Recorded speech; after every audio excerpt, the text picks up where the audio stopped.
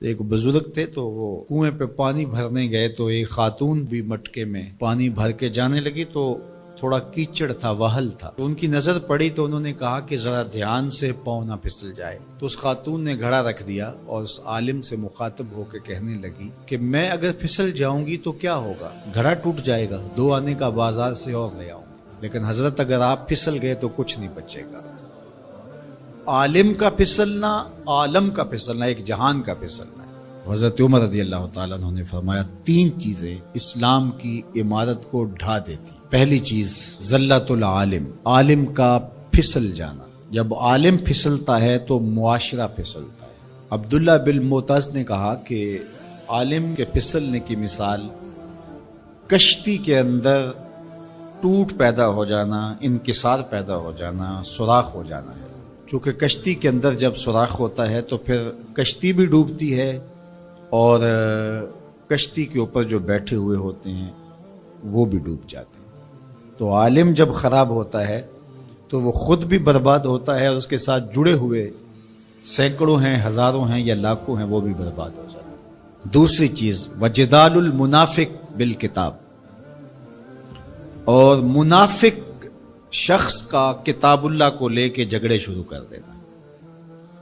منافقین جن کے اندر نفاق بھرا ہوا ہے وہ مفسر بن جائیں، وہ قرآن لے کے بیٹھ جائیں اور لوگ ان کے فالوور بن جائیں اور وہ لوگوں کو گمراہ کر رہے ہو. جب کسی قوم کے اندر منافق منبر و محراب کے مالک بن جاتے ہیں اور وہ قرآن سے لے کر مجادلے کر رہے ہوتے ہیں تو قومیں برباد ہو جاتی.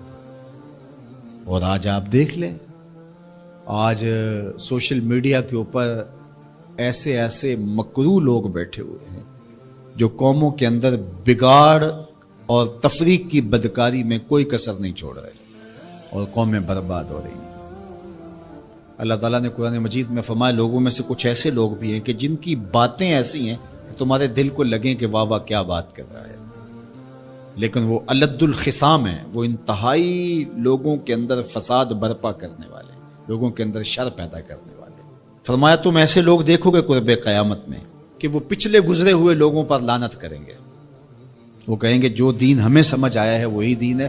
ماضی کے اندر بڑے بڑے محدث، فقیہ اور بڑے بڑے بزرگ، وہ کہیں گے ان کو کیا پتا تھا، دین کی تو سمجھ ہی ہمیں آئی. اور آج ہم دیکھتے ہیں کہ لوگ کہہ رہے ہیں کہ ہمارے جیسا تو کوئی زمانے میں ہے ہی نہیں، دین کا تو فہم ہی ہمیں ملا ہے. ماضی میں تو سارے لچھے بیچتے تھے، انہیں کیا پتا تھا دین کیا ہے. اور بزرگوں کی پگڑیاں اچھالی جانے لگی. تو کہا کہ دوسری چیز جو اسلام کو گرا دے گی وہ جدال المنافق بالکتاب، منافق کے ہاتھوں میں کتابیں آ جائیں گی اور وہ کتاب اللہ کو لے کر کے قرآن پڑھ کے، حدیث پڑھ کے لوگوں کو گمراہ کر رہے ہوں گے. تیسری چیز وہ حکم الائمۃ المدلین، ان لوگوں کے ہاتھ کے اندر اقتدار آ جائے گا، ان لوگوں کے ہاتھ کے اندر قوت نافذہ آ جائے گی جو خود بھی گمراہ ہوں گے اور لوگوں کو بھی گمراہ کریں گے. جب یہ 3 چیزیں ہو جائیں، حضرت عمر نے فرمایا تو اسلام کی عمارت ڈھا دی جائے گی. جب فتوے حکمرانوں کی مرضی کے مطابق دیے جائیں گے اور وہ اپنی خواہش کے مطابق فتوے کا معیار طے کریں گے تو پھر نتیجہ وہی ہوگا جو اس وقت پوری دنیا کے اوپر مسلمانوں کا ہو گیا. اور آج اسلام دنیا کے اوپر غریب الوطن ہے. ایسا غریب الوطن کوئی نہیں ہے جیسا غریب الوطن اسلام ہے. 56-57 اسلامی ملکوں کے اندر بھی اسلام کو کہیں جائے پناہ نہیں مل رہی. اج دین نبی دا وانگ یتیمہ کر کر تکے کھاوے، کتھوں لبا عمر بہادر جڑا روندے نوں گل لاوے. جب ہم ہی اچھے نہیں ہیں تو پھر رحمت کی چادریں تو نہیں تان دی جائیں گی ہمارے اوپر. یہ حکمران عذاب ہے ہمارے اوپر اور یہ ہمارے گناہوں کی سزا ہے. حجاج بن یوسف بصرے کا سخت گیر حاکم اپنے ہاتھ سے 70,000 لوگوں کو قتل کیا تھا، 90,000 لوگ اس کے حکم سے کٹے تھے. حضرت حسن بصری رضی اللہ تعالیٰ عنہ فرمایا کرتے تھے اگر پچھلی امتوں کے لوگ اپنے سارے ظالموں کو لے آئیں اور ایک پلڑے میں ڈال دیں، ہم صرف حجاج بن یوسف کو دوسرے پلڑے میں ڈال دیں گے، یہ پھر بھی بھاری ہو. صحابی رسول کو سین حرم میں ذبح کیا شخص، بہت ظالم شخص.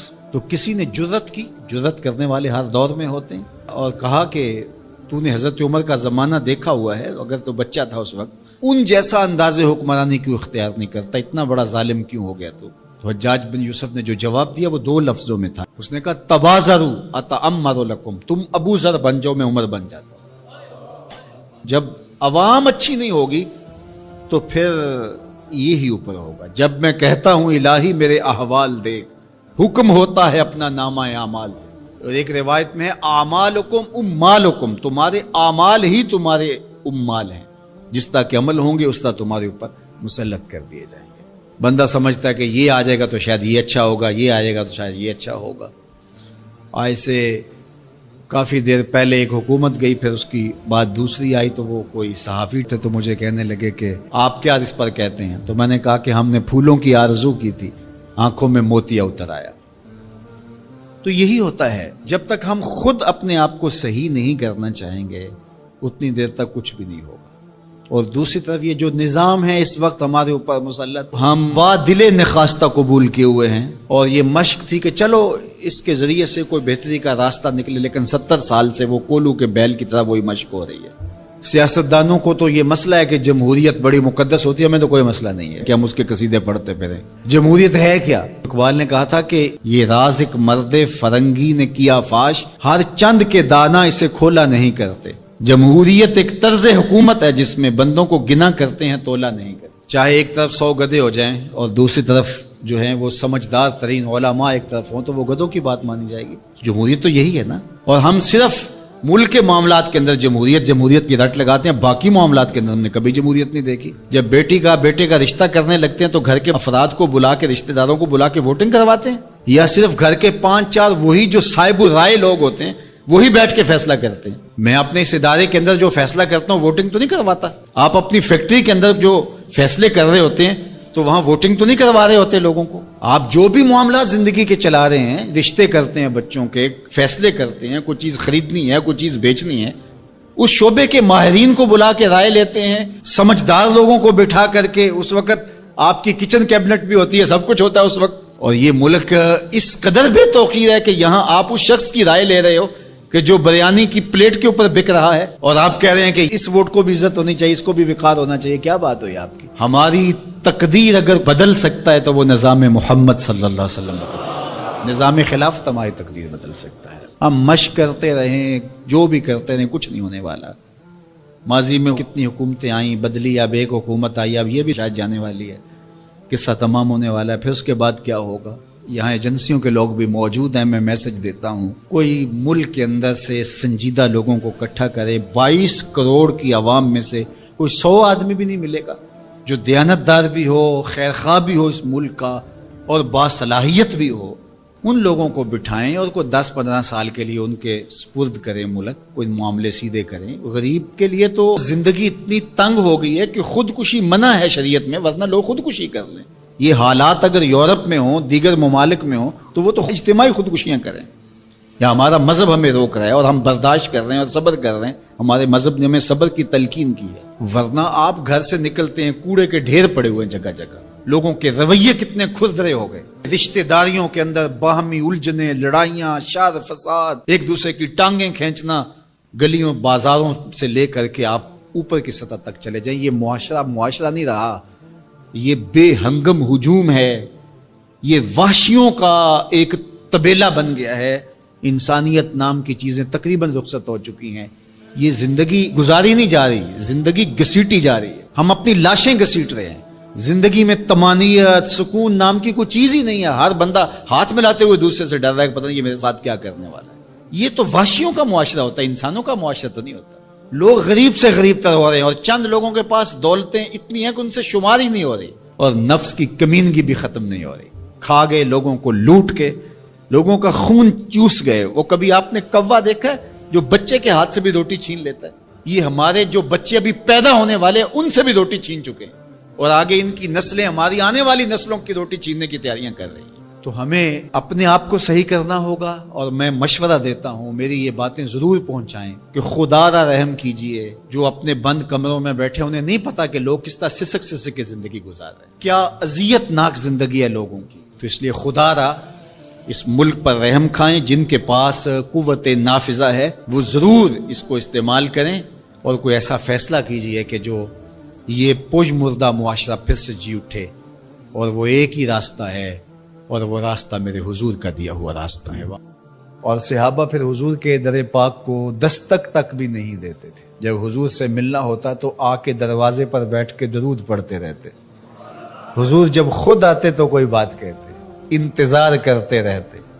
اور آقا کریم کا طریقہ بھی یہ تھا کہ جب حضور گھر تشریف لے جاتے اور حضور نے فوری پلٹ کے واپس آنا ہوتا تو حضور اپنے نالین باہر اتار دیتے۔ یہ سائن تھا اس بات کا کہ رکیے، حضور ابھی آ رہے ہیں۔ اور حضور نے اگر استراحت فرمانی ہے، ابھی نہیں آنا، تو حضور نالین سمیت چلے جاتے۔ حضور بھی خیال رکھتے تھے کہ کوئی دیر تک نہ بیٹھے، اب تشریف لے گئے ہیں، دیر کے بعد آئیں گے، کوئی کام کر لیں، کھانا کھا لیں، چلے جائیں۔ لیکن حضور نے اگر فوری پلٹ کے آنا، چند لمحوں کے لیے گئے ہیں گھر، 10 منٹ کے بعد پھر آئے، تو حضور نالین دروازے کے ساتھ ہی اتار کے چلے جاتے۔ نالین کو دیکھ کر صحابہ جان لیتے کہ ابھی حضور آئے۔ کہا اتنی دیر تک نالین دیکھتے رہو، قدموں کے نشان ڈھونڈتے رہو، مصطفیٰ جان رحمت آنے ہی والے ہیں۔ اللہ اکبر، تمہاری نظریں نبی کے نالین پہ لگی رہیں۔ امام بخاری نے ادب المفرد کے اندر صحابہ کے اس منظر کو بیان کیا ہے۔ کہتے ہیں کہ صحابہ حضور کے دروازے پہ پھر دستک نہیں دیا کرتے تھے، اور اگر کبھی ناگزیر حالت ہو جاتی، دستک دینا پڑ جاتا حضور کے دروازے پہ، تو پھر ان کا طریق کیا تھا؟ کہتے ہیں کانت تقرہ ابواب النبی بالاظافر، صحابہ اپنی انگلیوں کے ناخنوں کے ساتھ حضور کی دہلیز پہ دستک دیا کرتے تھے، ہولے ہولے حضور کی دہلیز پہ دستک دیا کرتے تھے۔ تو مولا علی قاری فرماتے ہیں کہ ناخنوں سے دستک کیوں دیتے تھے؟ اے دربن خفیفن و دکن لطیفن تعظیمن و تکریمن و تشریفن۔ یہ صرف اپنی بے تابی کا اظہار تھا کہ ہم کھڑے ہیں، یہ ادب ہے ان کا، یہ محبت ہے ان کی۔ اللہ اکبر۔ حضرت ابو ہریرہ نے ساری زندگی کمان کو بے وضوحات نہیں لگایا۔